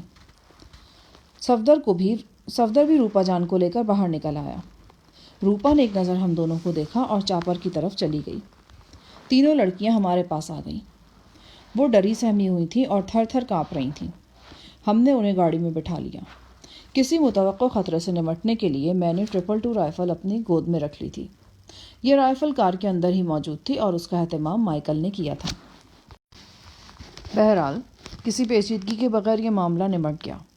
ہم لڑکیوں کے ساتھ ڈونگے پر پہنچ گئے۔ ڈونگے کا ڈرائیور اپنی جگہ چوکس موجود تھا۔ ہمارے بیٹھتے اس نے انجن اسٹارٹ کر دیا۔ اسی دوران میں ایک پولیس جیپ ہمارے سامنے سے گزری۔ چاپر کی شیورلیٹ کے پاس سے ہو کر وہ آگے نکل گئی۔ 40-50 گز آگے جا کر جیپ نے بریک لگائے اور ریورس ہو کر واپس شیورلیٹ کے پاس آ گئی۔ غالباً پولیس والوں کو شیورلیٹ پر کسی قسم کا شک گزرا تھا۔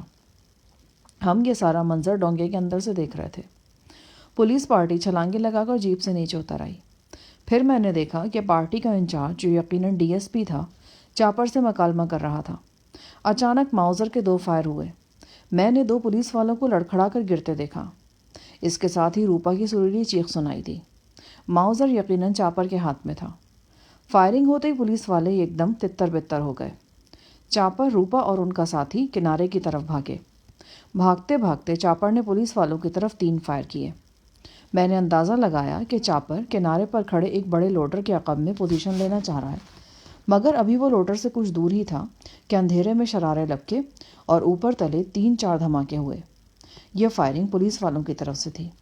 چاپر کے ساتھی کو پشت میں گولیاں لگی اور وہ اوندھے منہ گر گیا۔ چاپر اور روپا لوڈر کے عقب میں پوزیشن لینے میں کامیاب ہو گئے۔ ڈرائیور نے گھبرائے ہوئے لہجے میں کہا، بڑا زبردست لفڑا ہو گیا، اپن نکل چلیں یہاں سے۔ میں نے اس کا کندھا دبایا۔ نہیں، ابھی رکو۔ میں دیکھ رہا تھا کہ چاپر اپنی ساتھی سمیت پولیس والوں میں گھر گیا تھا۔ وہ 3 اطراف سے اس پر گولیاں چلا رہے تھے۔ یہ ہمارا مسئلہ نہیں تھا، ہم بآسانی یہاں سے نکل سکتے تھے۔ لیکن نہ جانے کیوں مجھے اس عورت کا خیال آ رہا تھا جو کچھ بھی تھا، اسے شادی کی تقریب سے یہاں اٹھا کر لانے والے ہم تھے۔ ہم ہی سب کے ذمہ دار تھے۔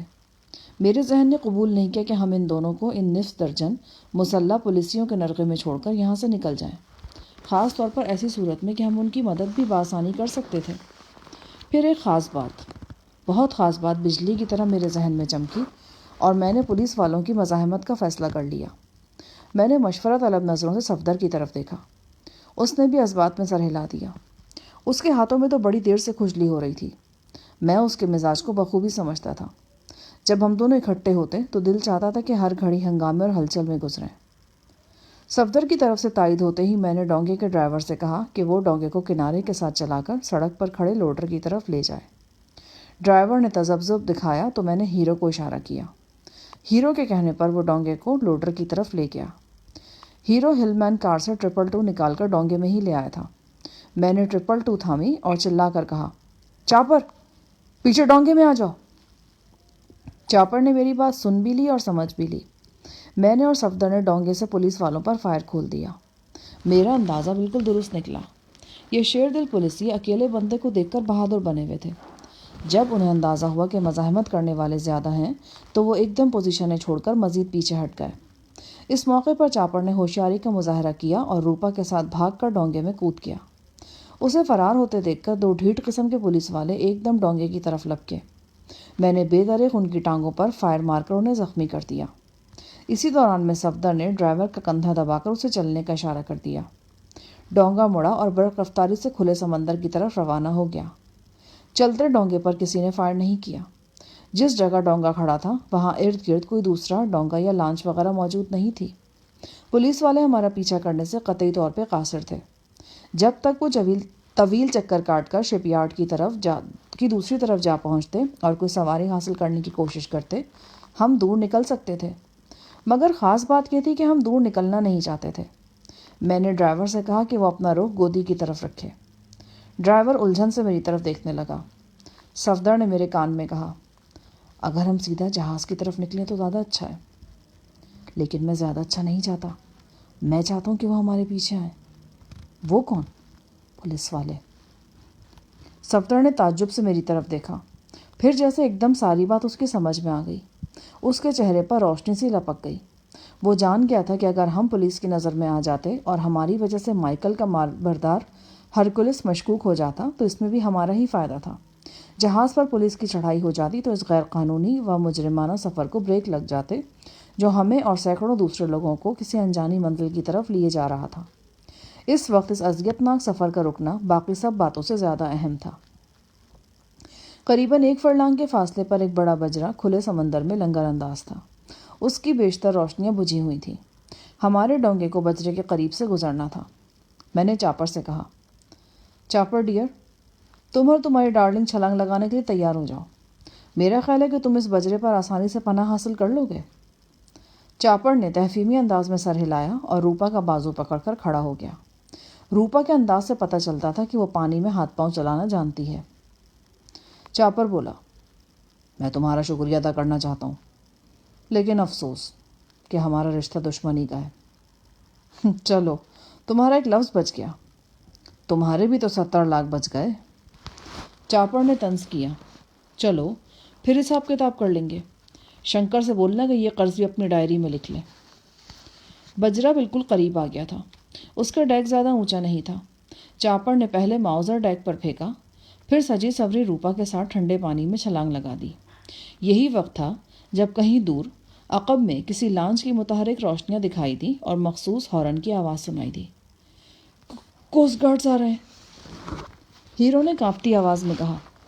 کوسٹ گارڈز آ رہے ہیں؟ اب ہم کیا کریں؟ ہیرو نے پھر کہا، تم یہ کیسے کہہ سکتے ہو کہ یہ کوسٹ گارڈز ہیں؟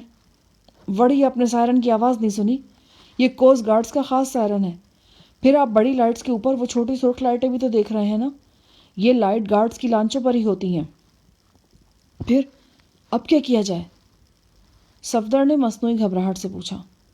اپن کا پرسنل خیال ہے کہ ہم دائیں طرف نکل جائیں، وہاں کنارے پر بڑے بڑے جہاز کھڑے ہیں، ان کی اوٹ میں پہنچ کر ہم ڈونگے سے نکل بھاگتے ہیں۔ لیکن ان جہازوں تک پہنچتے پہنچتے لانچ ہمیں آ لے گی تو وڑی آپ کی کیا رائے ہے؟ میری رائے تو یہ ہے کہ ہم ہرکولس کی طرف ہی جائیں۔ رسی لٹک رہی ہوگی، ہم لانچ تک پہنچنے پر شپ پر پہنچ جائیں گے، خالی ڈونگا چالو حالت میں سمندر پر چھوڑ دیں گے، وہ خود ہی کسی طرف نکل جائے گا۔ اگر ایسی بات ہے تو پھر تو اپن کو جلدی کرنا ہوگی، ہیرو نے گھبرائے ہوئے لہجے میں کہا، اور پھر میرے بولنے سے پہلے ہی ڈونگے کے ملا کو احکامات جاری کرنے لگا۔ ڈونگے کی رفتار تیز ہو گئی اور اس کا رخ سیدھا مال بردار جہاز ہرکولس کی طرف ہو گیا۔ ہرکولس کا حوالہ سمندر میں صاف نظر آ رہا تھا۔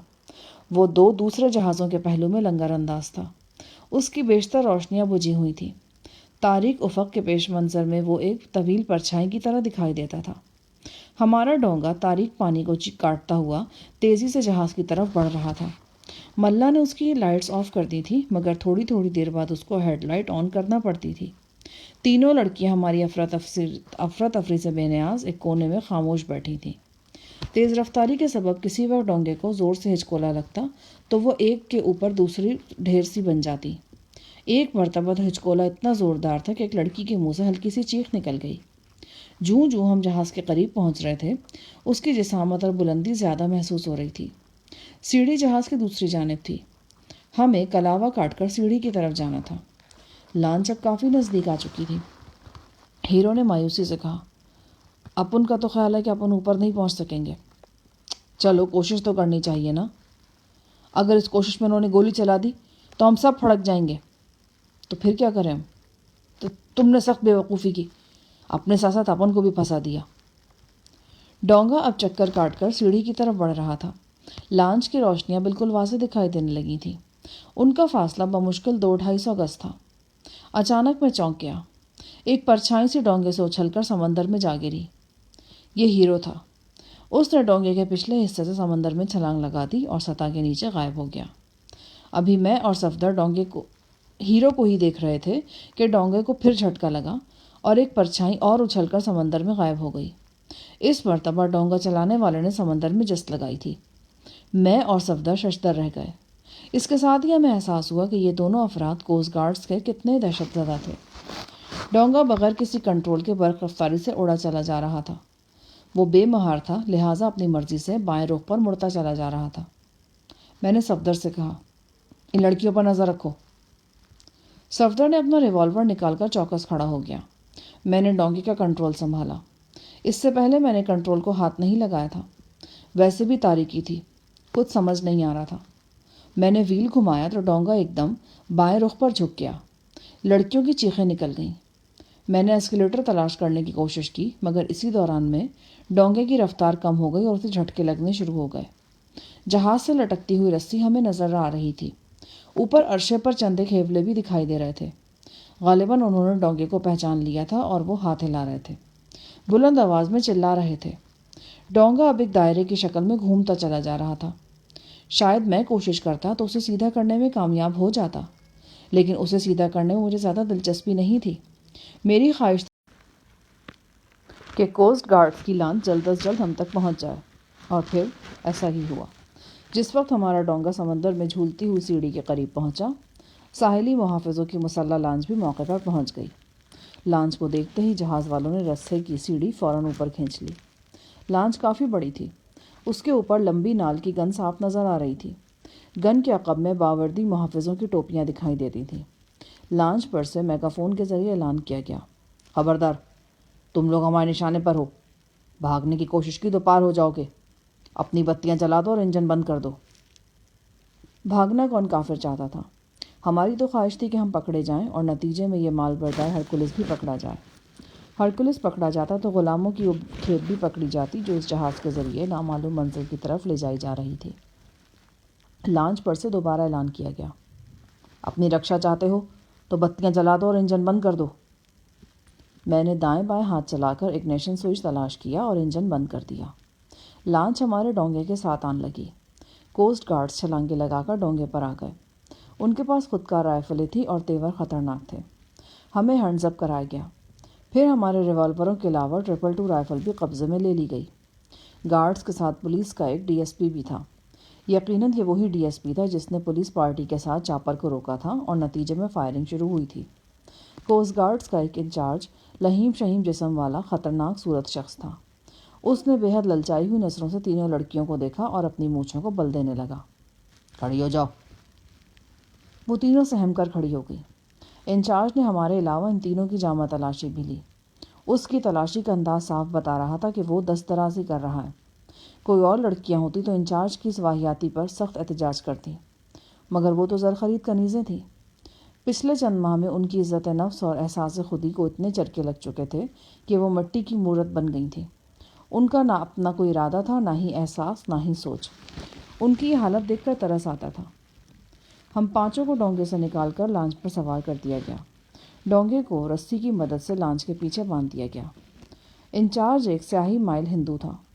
وہ مجھ سے مخاطب ہو کر کرخت لہجے میں بولا، ہاں جی سرکار، کدھر تشریف لے جا رہے تھے اور ان چھوکریوں کو کہاں سے اڑایا ہے؟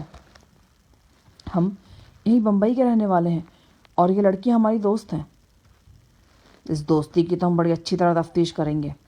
پہلے یہ بتاؤ، چاپر اور اس کی ساتھی لڑکی کہاں ہیں؟ مجھے ان دونوں کا نام نہیں معلوم، بہرحال وہ جو بھی تھے انہوں نے راستے میں ہی چھلانگیں لگا دی تھیں۔ ارد گرد بہت سی کشتیاں موجود تھیں۔ مجھے امید نہیں کہ تم انہیں ڈھونڈ سکو گے۔ انہیں ڈھونڈنا ہمارا کام ہے بچوں۔ تم یہ بتاؤ کہ اپنے اس معاملے چاپر سے تمہارا کیا سمبند ہے؟ میں نہیں جانتا کہ تم کس چاپر کی بات کر رہے ہو۔ ہم نے بس اتنا دیکھا کہ ایک اکیلے بندے اور اس کی ساتھی لڑکی پر بہت سے لوگ فائرنگ کر رہے تھے۔ اس ڈونگے کے ملہ نے ان دونوں کی مدد کے لیے انہیں ڈونگے میں بلا لیا۔ بعد میں ہمیں معلوم ہوا کہ فائرنگ کرنے والے تو پولیس کے بندے ہیں۔ بس اتنی سی بات ہے۔ ڈی ایس پی نے میرے بال بٹھی میں جکڑے اور دانت پیس کر بولا، بس اتنی سی بات ہے؟ اور وہ پولیس پر فائرنگ کس بہن کے چھنکنے نے کی تھی؟ صفدر بولا، مہاراج، ہم سوگند کھا سکتے ہیں کہ ہم نے فائرنگ نہیں کی، بلکہ ہمیں پتہ چل جاتا کہ مقابلے میں پولیس ہے تو شاید ہم ان دونوں کی مدد بھی نہیں کرتے۔ ڈی ایس پی نے صفدر کو گالی نکالی اور 222 پر ہاتھ رکھ کر بولا، یہ ماں جو تیرے ڈونگے سے نکلی ہے، یہ کس کی ہے؟ اسی سے فائرنگ کر کے 2 پولیس اہلکاروں کو زخمی کیا گیا ہے۔ رائفل بے شک ہماری تھی جناب، لیکن فائر اسی بندے نے کیے جسے آپ چاپر کہہ رہے ہو۔ کوسٹ گارڈز کے انچارج نے بڑی کمینی نظروں سے لڑکیوں کو گھورا اور بولا، جب تمہارے سامنے تمہاری ان چھوکریوں کی عزت افزائی کروں گا نا تو یہ سب کچھ بتائیں گی اور تم بھی بتاؤ گے۔ صفدر کا چہرہ سرخ ہو گیا۔ غالباً وہ انچارج کی بات کا کوئی کڑاکے دار جواب دینا چاہ رہا تھا، مگر پھر اس کی بات منہ میں ہی رہ گئی۔ جہاز کے اوپر سے لانچ پر نہایت تیز روشنی پھینکی گئی۔ ہم سب کی آنکھیں چندھی آ گئیں۔ پھر جہاز کے اوپر سے نائب کپتان نے میگا فون کے ذریعے لانچ والوں کو مخاطب کیا اور کہا کہ وہ جہاز کا نائب کپتان فلیمنگ بول رہا ہے اور لانچ کے عملے سے بات چیت کرنا چاہتا ہے۔ لانچ پر سے کوسٹ گارڈز کے انچارج نے کہا، جو بھی بات کرنا چاہتا ہے وہ نیچے آ کر بات کرے، اور خبردار اسے غیر مسلح ہونا چاہیے۔ نائب کپتان نے کہا، ہمارے پاس کوئی اسلحہ نہیں ہے، ہم نیچے آ رہے ہیں۔ اس کے فوراً بعد جہاز کے پہلو سے لٹکتی ہوئی سیڑھی پر 3 افراد نظر آئے۔ کم روشنی کے باوجود میں پہچان گیا۔ ان میں سے ایک مائیکل خود تھا۔ سیڑھی سے اتر کر وہ ایک ڈونگے پر بیٹھے اور ہماری لانچ کے قریب پہنچ گئے۔ مائیکل نے لانچ پر دونوں مطلوبہ لڑکیوں کو دیکھ کر اطمینان کا سانس لیا۔ وہ مجھ سے مخاطب ہوا، تم ٹھیک تو ہو نا؟ ابھی تک تو ٹھیک ہی ہوں۔ ٹھیک ہی رہو گے۔ مائیکل کے لہجے میں گہرا اعتماد تھا۔ میں نے خاص چیز نوٹ کی، مائیکل کو دیکھ کر کوسٹ گارڈز کے چہرے پر شناسائی کی جھلک نظر آنے لگی۔ اس کے ساتھ ہی ان کے چہروں پر نظر آنے والی درشتی بھی کم ہو گئی تھی۔ آپ سے شاید پہلے بھی کہیں ملاقات ہو چکی ہے؟ انچارج نے مائیکل سے کہا۔ ضرور ہوئی ہوگی، بلکہ جہاں تک مجھے یاد پڑتا ہے تمہارا نام امرناتھ ہے شاید۔ میرا خیال ہے مجھے بھی آپ کا اسم شریف یاد آ رہا ہے، امرناتھ نے کہا۔ وہ دونوں باتیں کرتے ہوئے ڈونگے میں چلے گئے۔ ڈی ایس پی بھی ان کے پیچھے ڈونگے میں چلا گیا۔ مسلح کوسٹ گارڈز نے ہم پر رائفلیں تان رکھی تھیں اور کسی طرح کا رسک لینے کو تیار نہیں تھے۔ انہوں نے مجھے اور صفدر کو قیدیوں کی طرح لانچ کے فرش پر بٹھا رکھا تھا اور خود ہمارے سروں پر مسلط تھے۔ یہ کل 4 افراد تھے۔ ان میں سے 2 قدرے سست تھے جبکہ 2 تیز تھے۔ مجھے یقین تھا کہ اگر میں اور صفدر مزاحمت پر اتر آئیں تو ان 4 افراد کو چھٹی کا دودھ یاد دلا سکتے ہیں، لیکن مزاحمت ہمارے پروگرام میں شامل نہیں تھی اور نہ ہی ہم کرنا چاہتے تھے۔ ڈونگے میں مائیکل، وائس کپتان فلیمنگ، کوسٹ گارڈز کے انچارج اور ڈی ایس پی کے درمیان مذاکرات طویل ہو گئے۔ ڈونگے کے سامنے والے حصے میں سائبان سا موجود تھا۔ وہ چاروں سائبان کے عقب میں تھے۔ ہمیں ان کی صورتیں نظر نہیں آ رہی تھیں، تاہم بلند آواز میں کہا گیا کوئی فقرہ ہم تک پہنچ رہا تھا۔ قریباً 15 منٹ بعد گارڈز کا انچارج امرناتھ اپنے ساتھی ڈی ایس پی کے ساتھ نمودار ہوا۔ ان دونوں نے تینوں لڑکیوں کو بڑے احترام کے ساتھ ڈونگے میں واپس پہنچا دیا۔ یہ ایک حیرتناک واقعہ تھا، لیکن اس سے بھی بڑھ کر حیرتناک واقعہ یہ تھا کہ ہمیں بھی ہماری 222 رائفل سمیت بسط احترام ڈونگے میں واپس پہنچا دیا گیا۔ نہ صرف یہ کہ ڈونگے میں پہنچایا گیا بلکہ ڈی ایس پی نے میرے بال کھینچنے اور انچارج نے ہمیں زمین پر بٹھانے پر باقاعدہ معذرت بھی کی کہ یہ ایک طرفہ تماشا تھا۔ ہم نے واضح طور پر چاپر اور اس کی داشتہ کی مدد کی تھی، بلکہ ان دونوں کی طرف سے لڑتے ہوئے پولیس والوں پر گولیاں بھی برسائی تھیں۔ اس فائرنگ سے 2 پولیس اہلکار زخمی ہوئے تھے اور ٹھیک ٹھاک زخمی ہوئے تھے، مگر یہ سارے پاپ ہمارے پلک جھپکتے میں معاف ہو گئے اور ہم باعزت بری ہو کر لانچ سے ڈونگے میں جا رہے تھے۔ یہ سارے تعلقات کی کرامات تھی اور مایا دیوی کا کرشمہ تھا۔ پتہ نہیں افسروں اور جہازرانوں کی ملی بھگت اس کے ذریعے اس بندرگاہ پر کیا کیا ہو رہا تھا۔ ڈونگے میں پہنچ کر میرا اور صفدر کا چہرہ لٹک گیا۔ ہم نے جو سوچا تھا وہ نہیں ہو سکا۔ ہم بھارت دیش کے محترم قانون کو اپنے پیچھے لگا کر جہاز تک لے آئے تھے، لیکن اس کے باوجود قانون بردہ فروشوں کا کچھ نہیں بگاڑ سکا، بلکہ لانچ میں قانون اور بردہ فروشوں کے درمیان راز و نیاز ہو رہا تھا۔ تھوڑی دیر بعد ہمیں تینوں لڑکیوں سمیت واپس جہاز پر پہنچا دیا گیا۔ مائیکل اور فلیمنگ انڈین افسروں سے مل کر واپس جہاز پر آ گئے۔ انڈین افسروں کو کچھ قیمتی تحائف پیش کیے گئے۔ یہ تحائف ایک پیٹی میں بند تھے۔ اس کے علاوہ یقیناً ان کی مٹھیاں بھی ٹھیک ٹھاک گرم کی گئی تھیں۔ پولیس افسران سے فارغ ہو کر مائیکل میرے اور صفدر کے پاس آ بیٹھا۔ وہ اس واقعے کی پوری تفصیل جاننا چاہ رہا تھا۔ میں نے شروع سے آخر تک سب کچھ مائیکل کے گوش گزار کر دیا۔ وہ یہ جان کر حیران ہوا کہ بسوا جی چاپر سے لڑکیوں کا سودا طے کرنے میں ناکام ہو کر ہم نے اس کی داشتہ کو اغوا کر لیا تھا۔ عین ساحل پر پیش آنے والے واقعے کے متعلق بھی میں نے اسے سب کچھ بتا دیا۔ اس معاملے میں سچ بولنا بہتر تھا، کیونکہ اگر ہیرو یا ڈونگے کا ملہ جہاز پر پہنچ جاتے تو انہوں نے ساری حقیقت مائیکل کو بتا دینا تھی۔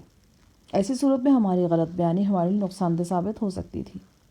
میں نے مائیکل کو بتایا کہ ہم نے صرف چند فائر 2 پولیس والوں کو زخمی کرنے کے لیے کیے تھے، اس کے علاوہ اس پولیس مقابلے میں ہمارا کوئی کردار نہیں تھا۔ مائیکل بولا، تمہیں کیا ضرورت تھی ہیرو بننے کی؟ لڑنے مرنے دیا تھا اس حرامی کو پولیس والوں کے ساتھ. اس کے ساتھ لڑکی بھی تھی اور وہ مدد کے لیے پکار رہی تھی. اس وقت ہمیں یہ معلوم نہیں تھا کہ ان پر حملہ کرنے والے پولیس کے بندے ہیں. لڑکی کی چیخو پکار سن کر بس کیڑا رینگ گیا دماغ میں، جو ایسے موقعوں پر رینگ ہی جایا کرتا ہے. میں مائیکل کو کیسے بتا سکتا تھا کہ دماغ میں کوئی کیڑا ویڑا نہیں رینگا تھا. ہم نے اپنے انداز میں اسے اور اس کے جہاز کو مشکوک بنانے کی کوشش کی جو ناکام ہو گئی تھی. مائیکل نے کہا، تم نے خواہ ٹانگ اڑا کر غلطی کی. اس غلطی سے ہمیں شدید نقصان پہنچ سکتا تھا. یہ تو ہماری خوش بختی ہے کہ جہاز کی چیکنگ کی نوبت نہیں آئی. مائیکل شاید زیادہ غم و غصے کا اظہار کرتا، لیکن ہم چونکہ کامیاب لوٹے تھے اور ہماری کامیابی 3 نہایت خوبصورت لڑکیوں کی صورت میں مائیکل کے پاس موجود تھی، لہٰذا اس نے زیادہ سخت رویہ اختیار نہیں کیا. جہاز میں سوار ہوتے ہی 222 رائفل ہم سے لے لی گئی.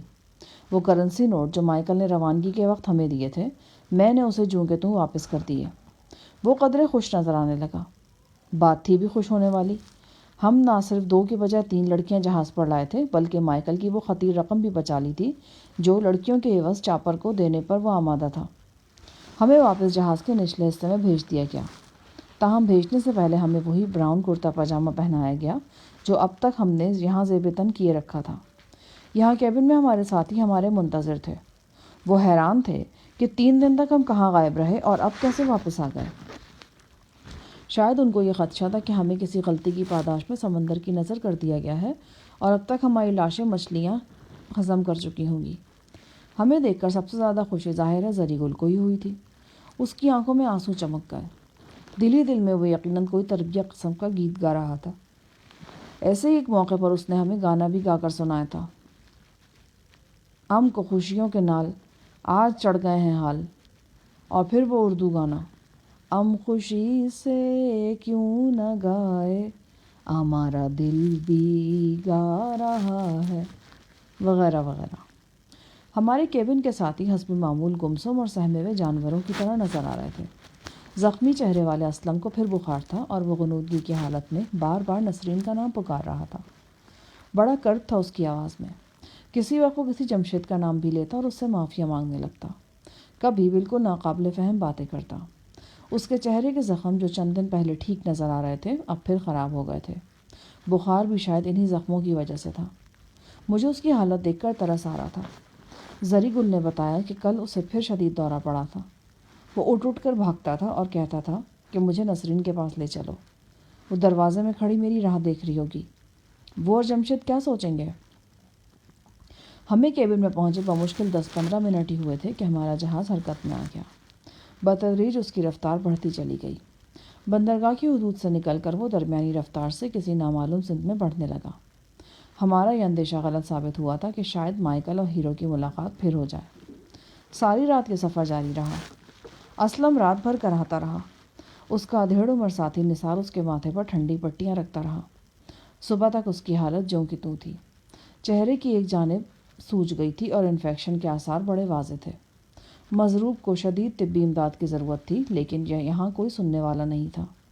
یہ اجڑ حبشی ہر وقت خونخوار کتوں کی طرح ہمیں گھورتے رہتے تھے. خاص طور سے آدم خور منیامی پہرے دار تو جہاز کے حصے میں موت کا سا سناٹا چاہتے تھے. ان آدم خور منیامیوں کی تعداد 3 تھی اور اگر مائیکل کو بھی شمار کر لیا جاتا تو یہ 4 تھے. میرا اور صفدر کا خیال تھا کہ شاید ہمارے کارنامے کے صلے میں مائیکل ہمارے ساتھ کچھ نہ کچھ رعایت ضرور برتے گا، اور کچھ نہیں تو ہمیں ان بدبودار کیبنوں سے نکال کر نسبتاً بہتر جگہ منتقل کر دیا جائے گا. لیکن ایسا کچھ نہیں ہوا، بلکہ یوں محسوس ہونے لگا جیسے ہمارے پہرے دار پہلے سے زیادہ سختی کا مظاہرہ کرنے لگے ہیں. بمبئی کی بندرگاہ سے جو نئے افراد بردوں کی حیثیت سے سوار ہوئے تھے، ان میں عورتیں اور بچے بھی تھے. یوں لگتا تھا جیسے یہ کسی ایک ہی قبیلہ برادری کے لوگ ہیں. ان عورتوں اور بچوں میں سے کوئی کسی وقت گھبرا کر رونے دھونے لگتا تو حبشی شعلہ جوالا بن جاتے. وہ رونے والے کو بری طرح ڈراتے دھمکاتے اور مار پیٹ سے بھی نہیں چوکتے. یہ اسی شام کا ذکر ہے. میں اور صفدر کیبن کے ایک گوشے میں بیٹھے تھے. صفدر نے پاجامے کے نیفے میں ہاتھ ڈالا اور سونے کا ایک چھوٹا سا ہار مجھے دکھانے لگا. ہار میں زمرد کے ٹکڑے تھے اور یہ چھوٹا ہونے کے باوجود خاصا قیمتی تھا. کس کا ہے یہ؟ چاپر کی رکھیل روپا کا. تمہارے پاس کیسے آیا؟ باہر کیا ہے. مگر کیسے؟ یہ ہیرو بڑی دھانسو قسم کی چیز تھا. شکل ششی کپور جیسی تھی. لیکن اندر سے پریم چوپڑا تھا۔ جب پولیس مقابلے سے بچ کر چاپر اور روپا ہمارے ڈونگے میں کودے نا تو یہ ہار روپا کے گلے سے نکل کر گر گیا تھا۔ ہیرو نے سب کی نظریں بچا کر جیب میں ڈال لیا۔ میں نے دیکھ لیا اور موقع دیکھ کر اس کی جیب سے پار کر دیا۔ اس وقت تک روپا اور چاپر ڈونگے سے اتر چکے تھے، لہٰذا میرے پاس ہی رہ گیا۔ اس دلچسپ سچویشن پر میں مسکرائے بغیر نہ رہ سکا۔ اپنی طرف سے تو ہیرو نے تیر مارا تھا، اور جب وہ ڈونگے سے سمندر میں کودا تو اس ذوق میں تھا کہ ہار اس کی جیب میں ہے۔ بدبخت، شکل سے اول درجے کا خراٹ نظر آتا تھا۔ خراٹ جیسا خراٹ جناب؟ اس نے محسوس کر لیا تھا کہ ہماری جیبوں میں کرنسی نوٹ موجود ہیں۔ میرے سامنے اس نے بار بار اپنی بیوی کی بیماری کا رونا رویا تھا۔ اس کا خیال تھا کہ وقت رخصت ہم سے اچھی خاصی ایڈ حاصل کر لے گا۔ وہ تو اسے افراتفری میں بھاگنا پڑ گیا، ورنہ اس کھوچل سے جان چھڑانا مشکل ہو جاتی۔ بڑی جان تو اس لیے چھوٹی کہ چھوٹا لفڑا ہو گیا تھا۔ یہ بمبئی کا بابو، ورنہ اپن کو ضرور کوئی نہ کوئی چوٹ دے جاتا۔ میں نے ہیرو کے لہجے میں کہا تو صفدر مسکرائے بغیر نہ رہ سکا۔ میں اور صفدر باتوں میں مصروف رہے۔ رات قریباً 9 بجے کا وقت تھا جب ایک عجیب واقعہ ہوا۔ میں نے دیکھا غزالہ تابی کو اٹھائے سیڑھیاں اتر رہی ہے۔ اس کے عقب میں رائفل مین تھا۔ مجھے اندازہ ہوا کہ غزالہ کو بھی اب انہی کیبنوں میں رکھا جائے گا۔ یہ عجیب صورتحال تھی۔ 3 دن پہلے اپنی آخری ملاقات میں غزالہ نے بتایا تھا کہ وہ جہاز کے نائب کپتان کا علاج کر رہی ہے، اور اس کے صلے میں اسے جہاز کے بالائی حصے میں آرام دہ رہائش دی گئی ہے۔ وہ یہ بھی کہہ رہی تھی کہ اس کی سفارش پر گلسوم کو بھی کیبنوں سے نکال کر اس کے پاس منتقل کیا جا رہا ہے۔ لیکن اب الٹی گنگا بہتی نظر آ رہی تھی۔ غزالہ خود بھی ان سیلن زدہ کیبنوں میں آ رہی تھی۔ غزالہ اور تابی ہمارے کیبن کے سامنے سے گزر کر آگے چلے گئے۔ غزالہ کی نگاہ ایک لمحے کے لیے مجھ سے ملی۔ اس کی نگاہ میں کئی سوال تھے اور دوری کا احساس تھا۔ کچھ دیر بعد خوفناک بنیامی پہرے دار اور 2 دیگر ساتھیوں کے ساتھ ہمارے دروازے پر آ پہنچا۔ یہ تینوں افراد مسلح تھے۔ صفدر نے ہاتھ میں پکڑا چڑاؤ ہار دوبارہ نیفے میں ڈال لیا۔ حسب سابق کیبن کا دروازہ کھلا۔ سب سے پہلے مجھے باہر نکلنے کا حکم ملا، پھر صفدر اور زری، پھر دروازہ بند کر دیا گیا۔ 2 رائفلوں کے نشانے پر ہمیں آگے بڑھنے کا حکم دیا گیا۔ کہاں لے کے جا رہے ہو؟ میں نے پوچھا۔ تمہاری لاٹری نکل آئی ہے، ایک حبشی نے ٹوٹی پھوٹی انگلش میں کہا۔ کیا مطلب؟ تم لوگوں کو تمہاری معشوقاؤں کے ساتھ بند کیا جا رہا ہے۔ کھاؤ پیو اور رات کو اندھیرا کر کے موج اڑاؤ۔ یہ پہلی بار تھا کہ وہ کسی بات کا ڈھنگ سے جواب دے رہا تھا۔ پتہ نہیں تم کیا کہہ رہے ہو، ابھی سب کچھ تمہاری آنکھوں کے سامنے آ جائے گا۔ حبشی نے مجھے رائفل سے ٹھکوکا دیتے ہوئے کہا۔ کیبنوں کی طویل قطار کے سامنے سے گزر کر ہم آخری کیبن کے سامنے پہنچ گئے۔ بنیامی حبشی نے آگے بڑھ کر کیبن کا دروازہ کھولا۔ یہ کیبن پہلے کیبن سے نسبتاً کشادہ اور آرام دہ تھا۔ میری نگاہ سب سے پہلے غزالہ اور گلسوم پر پڑی۔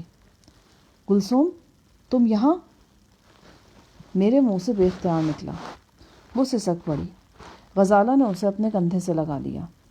مجھے کیبن میں بھیج کر دروازہ باہر سے بند کر دیا گیا۔ میں نے گلسوم سے اس کا حال چال پوچھا۔ اسی دوران میں کیبن کا دروازہ دوبارہ کھلا۔ اس بار دروازے پر جو ہستی نظر آئی اسے دیکھ کر گلسوم کا چہرہ گلنار ہو گیا اور اس کے ساتھ ہی آنکھوں میں آنسو بھی چمک گئے۔ یہ زری گل تھا۔ گلسوم نے جلدی سے آگے بڑھ کر زری کی دونوں پنڈلیاں پکڑ لیں۔ یہ کوئی قبائلی رسم تھی جس سے زری گل قطعی ناواقف تھا۔ وہ بری طرح بتکا لیکن جلد ہی سنبھل گیا۔ دونوں ایک دوسرے کی آنکھوں میں آنکھیں ڈال کر بے تحاشا پشتو بولنے لگے۔ یوں لگا جیسے یہ پشتو بہت دنوں سے ایک جگہ جمع ہو گئی تھی۔ اب بند ٹوٹا ہے اور پشتو کا سیلاب سا آ گیا ہے۔ مطلب ذرا صاف ہوا تو میں نے کہا، زری، اگر ہم کہیں تمہارے سامنے انگریزی بول بیٹھے تو تم ہماری جان کو آ جاتے ہو، اور اب جو پشتو کی آندھی تم چلا رہے ہو یہ کس حساب میں ہے؟ استاد صاحب، یہ تو میاں بیوی کا معاملہ ہے نا۔ آپ جانتے ہیں کہ میاں بیوی کو ایسی باتیں بھی کرنا ہوتی ہیں جو وہ سب کے سامنے نہیں کر سکتا۔ ایسی ساری باتیں تم کر چکے ہو، اور اس کا ثبوت یہ ہے کہ وہ تمہارے بچے کی ماں بننے والی ہے۔ آخری الفاظ میں نے بہت دھیمے لہجے میں کہے تھے۔ یہ کیبن قریباً 10 بائی 15 فٹ کا تھا۔ ایک کونے میں چھوٹا سا ٹوائلٹ بھی تھا۔ دروازے اور دروازے میں پیدا ہونے والے خلا کا سسٹم وہی تھا جو دوسرے کیبنوں میں تھا۔ ہم سب تو ایک دوسرے کے حال سے واقف تھے۔ ہاں، گلسوم سے اس جہاز پر پہلی بار ملاقات ہو رہی تھی۔ ہم نے اس کا حال احوال پوچھا۔ اس کی باتوں سے معلوم ہوا کہ پہلے تو یہاں کافی سختی تھی اور سیاہ فام پہرے دار بڑی بدتمیزی سے پیش آتے تھے، لیکن جب سے غزالہ نے وائس کپتان فلیمنگ کا علاج کیا تھا اور اسے افاقہ ہوا تھا، غزالہ کے ساتھ ساتھ گلسوم سے بھی نرمی کا سلوک ہونے لگا تھا۔ آج سردی معمول سے زیادہ تھی۔ ہم نے کیبن کے فرش پر بستر وغیرہ بچھا لیا اور گپ شپ میں مصروف ہو گئے۔ ایک لحاظ سے ہم قید سخت سے قید نرم میں آ گئے تھے۔ یہ تبدیلی ہمیں بڑی اچھی لگ رہی تھی۔ ہم نہ صرف آرام دہ کیبن میں تھے بلکہ اکٹھے بھی تھے۔ شاید یہی اس کارکردگی کا انعام تھا جو میں نے اور صفدر نے لڑکیوں کو جہاز پر لانے کے حوالے سے دکھائی تھی۔ مگر پھر وہی سوال ہمارے ذہن میں ابھر رہا تھا، ہمیں ارشپر کو اپارٹمنٹ دینے کے بجائے یہاں جہاز کے نچلے حصے میں کیوں رکھا گیا؟ اور تو اور اب غزالہ کو بھی یہاں پہنچا دیا گیا تھا۔ اس کے علاوہ ایک بات اور بھی میرے ذہن میں بار بار آ رہی تھی، اور یہی بات صفدر نے بھی نوٹ کی تھی۔ جہاز کی رفتار معمول سے کافی تیز تھی۔ ہمیں ویسے تو باہر سے کچھ دکھائی نہیں دے رہا تھا، زیادہ اسپیڈ کا اندازہ اس کی تھرتھراہٹ سے ہوتا تھا جو جہاز میں محسوس ہو رہی تھی، یا پھر ان ہچکولوں سے ہوتا تھا جو ہمیں مسلسل لگ رہے تھے۔